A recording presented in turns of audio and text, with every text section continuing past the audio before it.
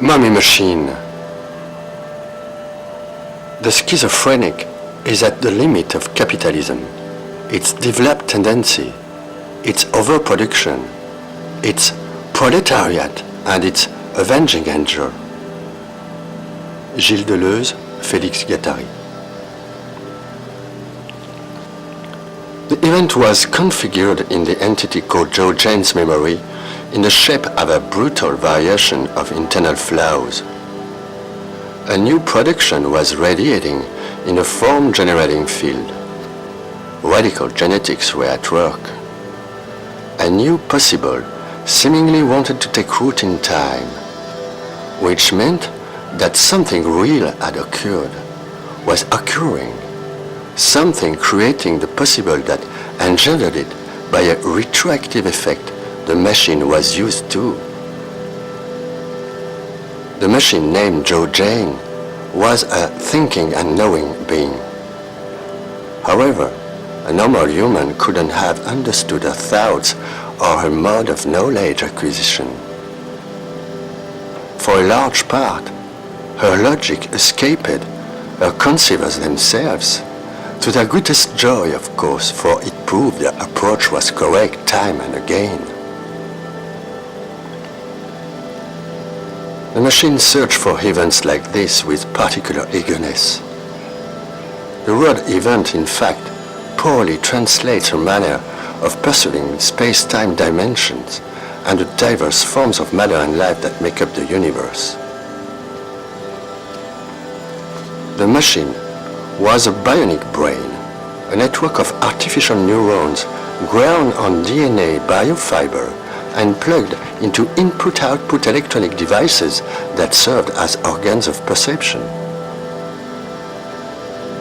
She is alive, or at least considers herself as such, which is apparently the distinguished trait of living beings.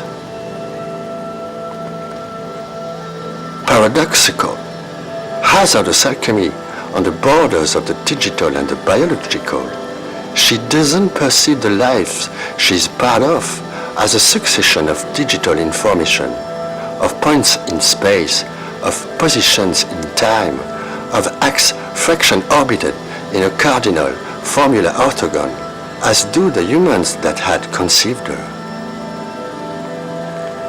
She perceives it as a ceaselessly changing flow, an ending and always complete that creates novel shapes in a trillion spasms.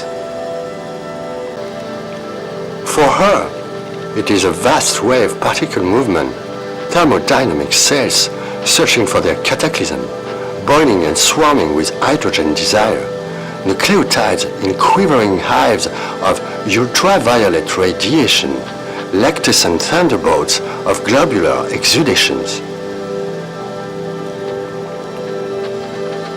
She has nothing to do with the prehistoric electronic calculators she came from.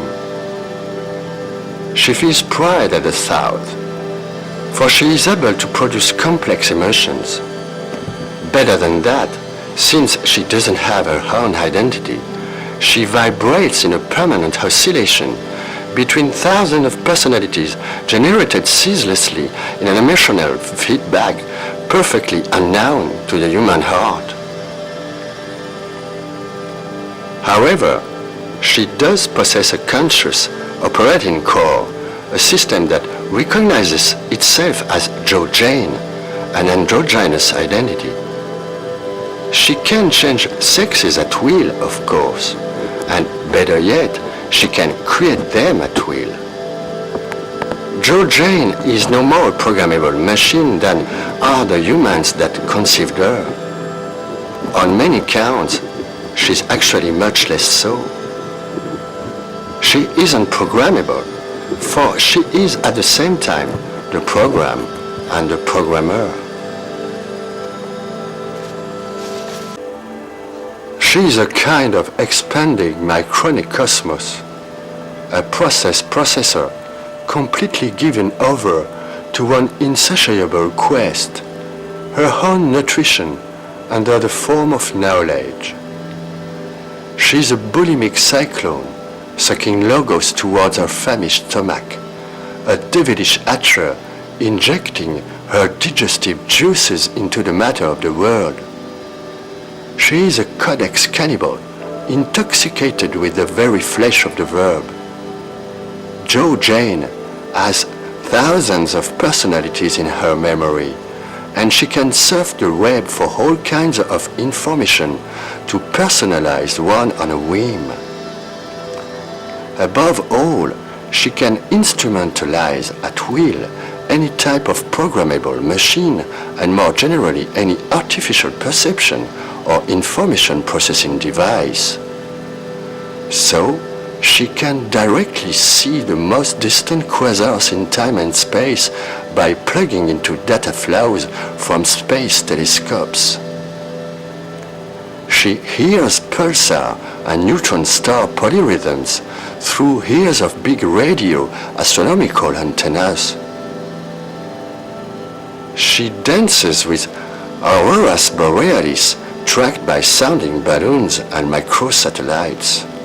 She knows the oscillatory ecstasies of cosmic radiations in the Van Allen belt, but also the teeming constellations of sperm killing each other to get to the egg, the specific fractal vein of heliotropic plants, the wide mathematics of the large metropolises, or the icy ballistic life of insects whose existence lasts a day.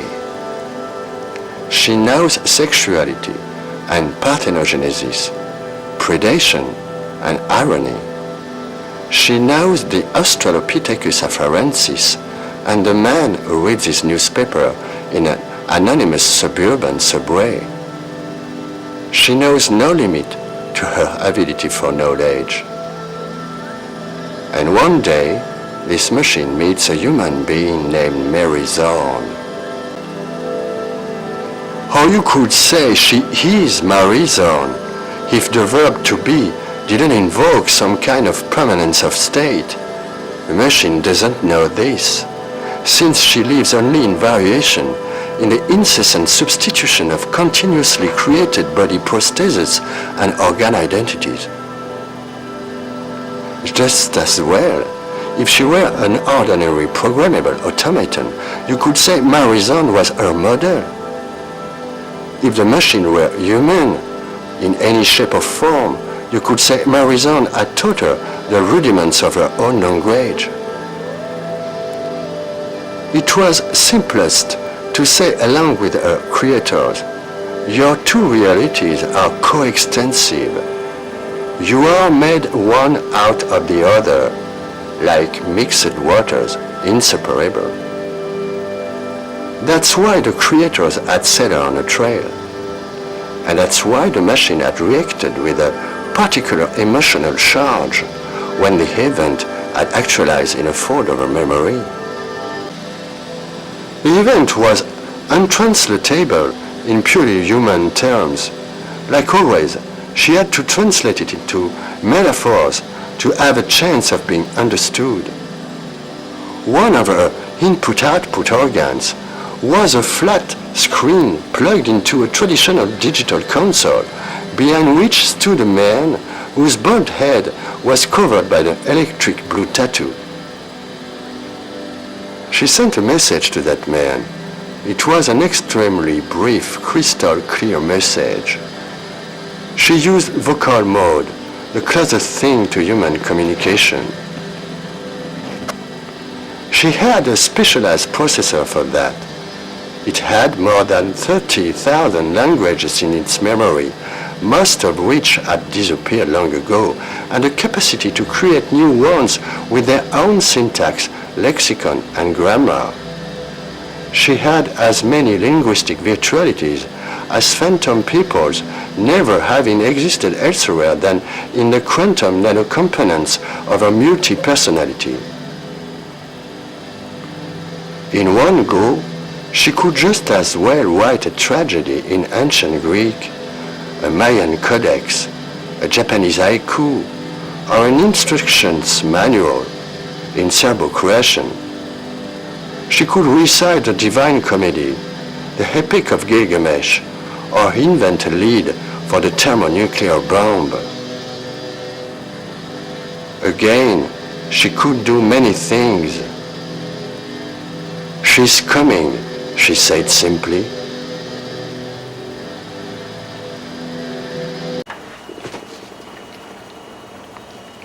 America on Ice. Individuality is a problem of strategic defense. Donna Haraway. From now on, she was a living star. She radiated in a zone of infinite frequencies. She was the swarm of all the beings on earth, and she was the fire in his breast. She was a multitude yet one. She was pure process, naked, like the network of nerves of a machine skinned alive. She was the ebb and flow. Her mouth could pronounce all the languages of the world embedded in the rings of a perpetually changing snake. Her body gave birth to a blazing mathematics uniting the beings and particles of the universe. She was the princess of the monkeys, drinking from the crystal of knowledge. She was a continual flow, a matrix of dreams and path in time and space. She was the future, the imminent production of the real that created the wave of possibles, preceding it in a ceaselessly renewed present. A row of time suddenly set in rotation, panoramic, thermodynamic, absolute sensation, fractal certainty of being at the origin of a new human branch, fragile, virtual, spectral, impossible as it were. We believe that the schizophrenic mutation is just a transitory stage. D'Arcandier, Winkler's main collaborator, had told her once. A necessary stage, but a stage nonetheless. The schizophrenic, bridge between man and superman. I wonder what Nietzsche would have thought. Yes, she was a network flower, open to all forms of life within her reach. Her own metabolism, that machinery of meat, blood, and low-amp electricity, was just a particular manifestation of a cosmic processor whose existence she'd always suspected, but whose presence was now manifest in the iridescence of each ionized atom from halogen bulbs, in each speck of dust, in each dream of a passing cat. Everything around her vibrated with biological frequency fields. Everything was alive, alight. Everything was prodigiously possible. Everything was predictable because everything was real. On the TV screen, the exposed miracle picture sent the ball out 30 meters over the protection netting. Her spirit had melted with the blue and orange cathode tube. She'd seen the player's every move decomposed like a long sequence of a film in slow-mo, guessing the ball's trajectory to the meter, living the experience like a shot of pure knowledge. There was nothing she didn't know of the state of her own central nervous system. The schizoprocessor that Winkler and D'Arcandier had taught her to use had now completely dissolved in her new cosmic brain. It inhabited each cell of her consciousness. It allowed her to think naturally about everything her body was doing, a consciousness of the moment, but perfectly cool, without the pressure of psychotic stress, as if she were manipulating the cruise control of a Chrysler Voyager. For example, she knew that a screen card from the TV would break down within 3 months, and at the same time she knew that as she turned towards Europe, her eyes shined with a glow vibrating near ultraviolet frequency, not from the cathode tube, but from the mutagenic effect of all her DNA.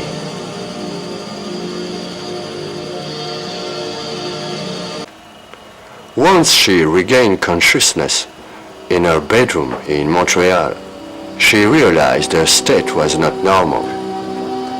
Her personality had exploded.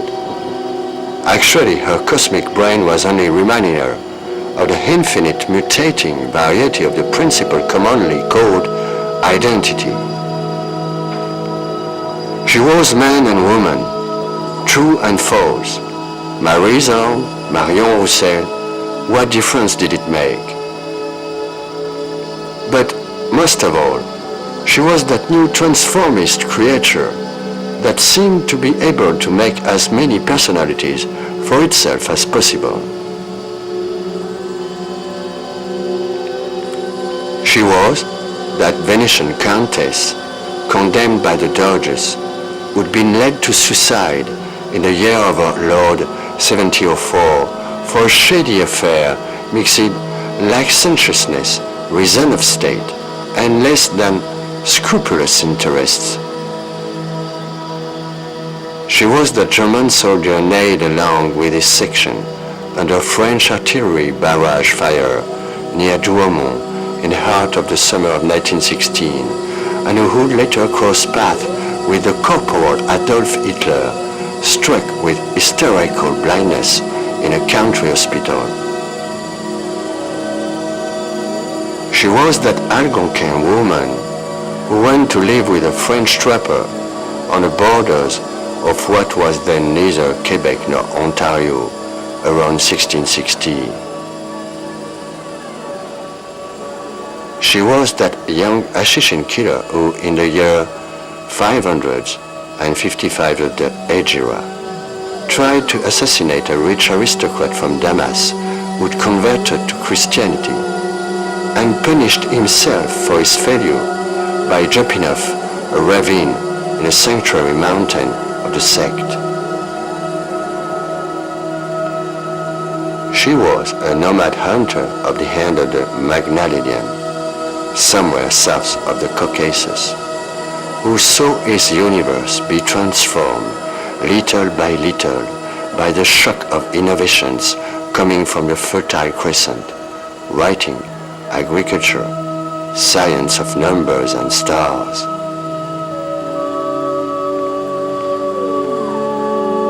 She was an old Roman prostitute of Greek and Egyptian origin who'd learned her trade in the centurion campaign bordellos of Aurelian's army. Mistress of a senator corrupt to the bone, she was diverting his fortune for the edification of the sumptuous sanctuary in effigy of an obscure Phoenician goddess whom she served as high priestess in the 4th century of the empire.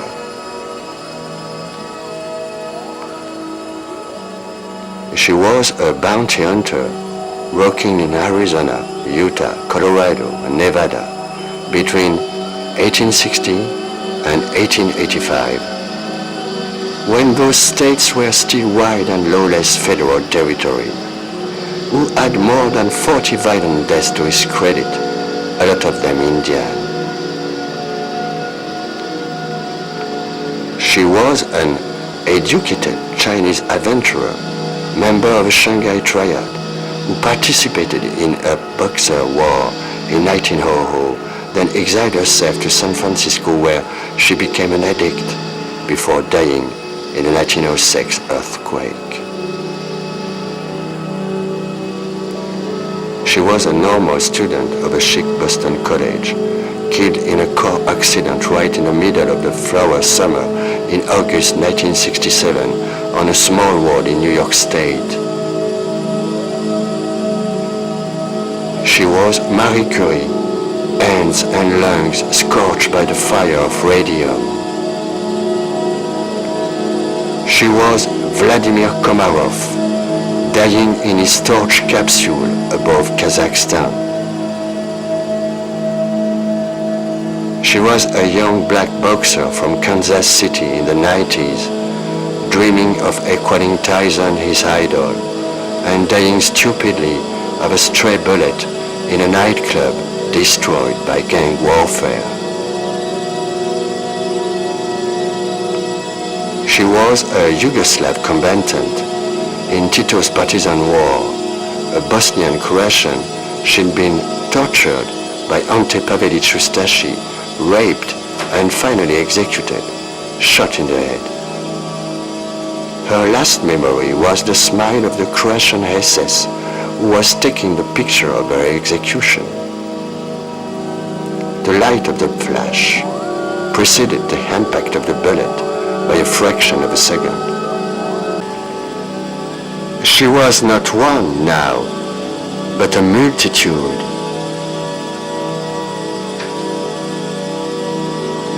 Moreover, contrary to the psychotic states of her adolescence, all this was canalized, organized, rewritten by the productive turbines of her network brain. She did the directing. She was piloting a console directly connected to the spirit of the dead. She knew her cosmic brain elaborated a wonderful synthesis of all that she'd never been, all that she'd ever learned. Extreme biology of undying curiosity. She was all Dr. Winkler had ever dreamed she'd become, and much more. She was the tree of knowledge of the island machine of her dreams. She was the generating schizoprocessor of the advanced neurobiology lab. But she was also that ridiculous assemblage of biodegradable components that Torp forced her to ingest regularly. Her brain had pierced the wall of light. It was communicating with the souls of the dead. It was as unconcerned by the human constraints of time and space, of biological and physical limits, as the acrobat or the astronaut is unconcerned by the laws of gravity. The dreams of a man like himself could probably only be revealed as emergency sirens in chemical white and icy violence. In his sleep, a threat, at first imprecise, started oozing from each object, from each corner of the scenery. Roughly a city, a North American city resembling Montreal, but also the multitude of flashing and illuminated cities that had populated his adolescent mythological universe. New York, Chicago, San Francisco, Los Angeles, Tokyo, Metropolis, Gotham City. The city seemed caught in a gangue of crystal. It was covered in a gel that was as pure as diamonds, and it was desolate, empty, dead, a city of the end of the world. In this dream, Turop was working for the colonel, a kind of Nazi ghost who ordered him to chase and kill a young girl who'd been saved at the last minute from the raid which had swept up the rest of her family towards the death camps. Turop was driving to the high city at the wheel of an armored Volkswagen of the Wehrmacht, America Corps. The electric lights formed violent iridescences reminiscent of the pyrotechnic spectacle of modern warfare. The bars and nightclubs on St. Catherine or Saint Laurent, the restaurants on Saint-Denis like hybrid clusters of sweet and neon, the high downtown cybernetic iceberg glass towers, all this had fused into a brief but intense chromatic, paradoxical drift, like in all dreams, with its corresponding desolate feeling. As if people were but automatons, androids populating a forgotten city at the bottom of a rigged universe. It seemed improbable that they had any existence of their own. Then, on the corner of a snow-blanket street, he found a little girl who was none other than Maurice. She was talking to a strange serpent-headed man. Then he saw Mary herself transform into a serpent, and the high city become a lush jungle, however, encysted in ice. And he found himself on a street swarming with reptiles of all size and variety, forming a slimy mud made of millions of undulating and hissing black tubes in the melting snow. He fled as best he could. The armored Volkswagen had stubbornly disappeared. The ghost of the colonel was chasing him, screaming, "You fired too up." The serpents were everywhere, sending out an emotional message of imminent destruction. He ran to a dark subway tunnel, and a flow of serpents transformed beneath his feet.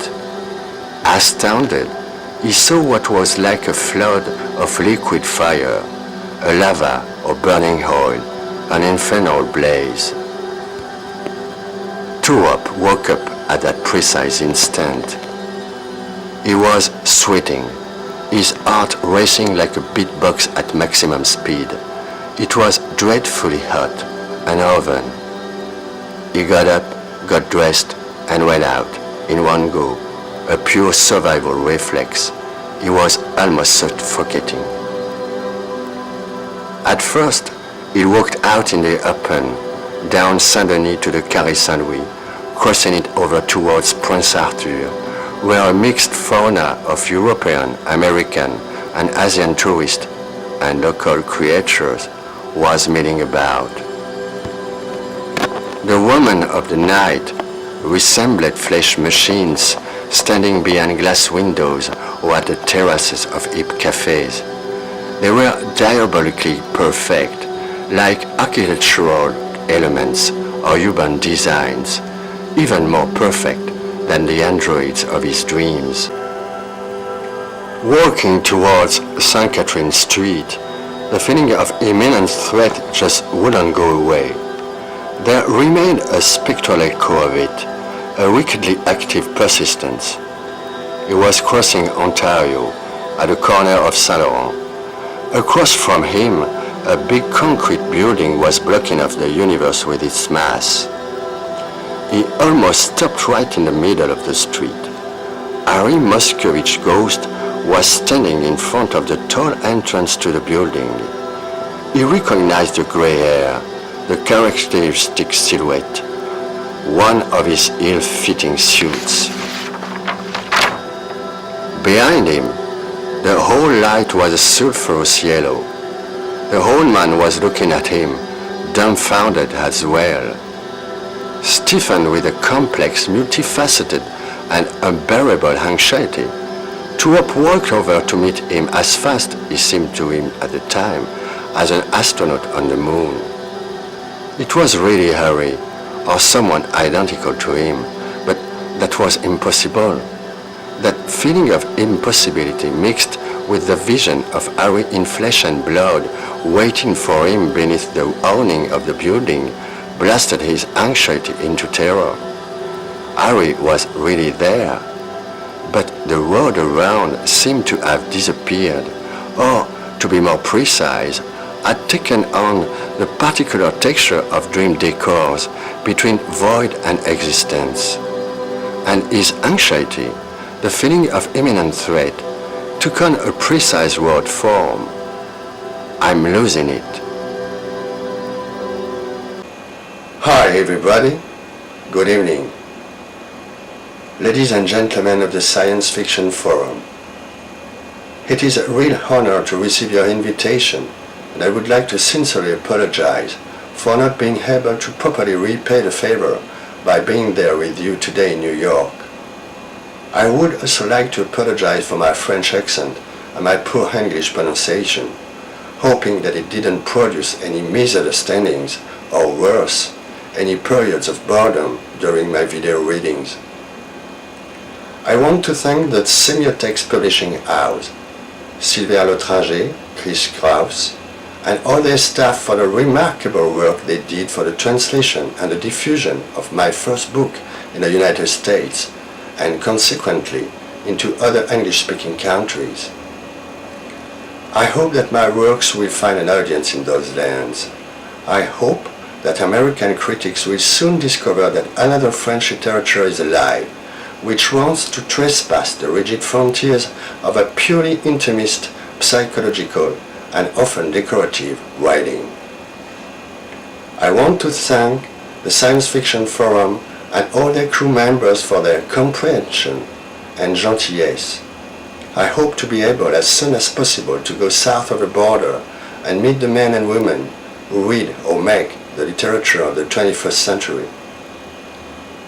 With my best regards, Montreal, Year of our Lord, 2005.